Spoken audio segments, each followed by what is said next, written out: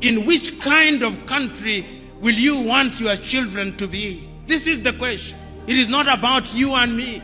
It is about them. This is intergenerational. After we have elected them, you'll then see them sending their arrows ahead. You'll see Bill Gates come and meet your president. You'll see Tony Blair come and meet your president. You'll see Macron come and meet your president. You'll see all of them. And then they will never admit, but they'll be told, if you want money in agriculture, behave this way. If you want money in this area, behave this way. They will never tell that to the Chinese. They will never tell that to the Indians. They will never tell that to the Vietnamese. They will never tell that to the Koreans. But in Africa, they tell us.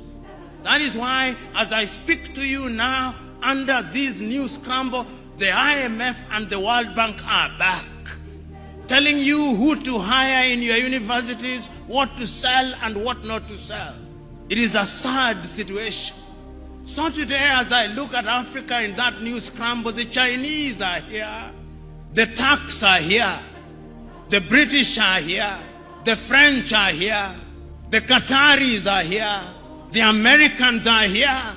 This time round, they are so subtle that we don't even recognize them, but they control us. What are we going to do about it? In order to develop, we must do something. It has also been demonstrated that it can be done. I've traveled across this continent and I've seen that development is possible. You go to Rwanda now. They are demonstrating that it can be done. Go to Kigali now. See what they are doing in the health sector in their own small way. See how they are collaborating in the area of mobile telephony in their own small way. It can be done. I've been to Botswana and I've seen what they are doing in their own small way. I've been to Mauritius, see what they are doing in their own small way.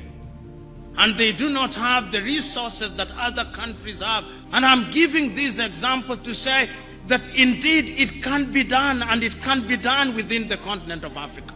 So what we must do is to begin to pull together. We have 55 telephone access codes. Nigeria 234, Ghana 233, Kenya 254, Tanzania 255, Uganda 256, Zambia 260, Zimbabwe 263.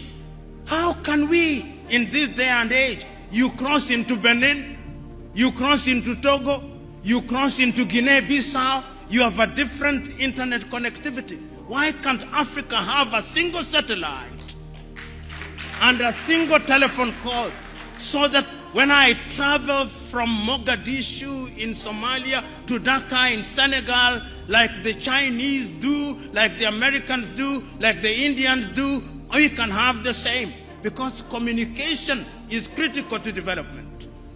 And I'm saying this, part of my agenda is to prick your conscience with live examples, that you may go out there irritated, but irritated to do the right thing. And I'm suggesting that indeed, when we talk about development, this is what we must do. Is Africa conscious of our state? Yes, Africa is conscious. This is what makes me happy. That after all these analysis, it appears to me that Africans have now recognized that going forward, we can only defeat the conspiracies, we can only have development as we are talking about it by working as a team. It is only through industrialization that we are going to be manufacturers in all sectors. Make unity attractive. Because if you don't make it attractive, we will separate, and that will make us weaker.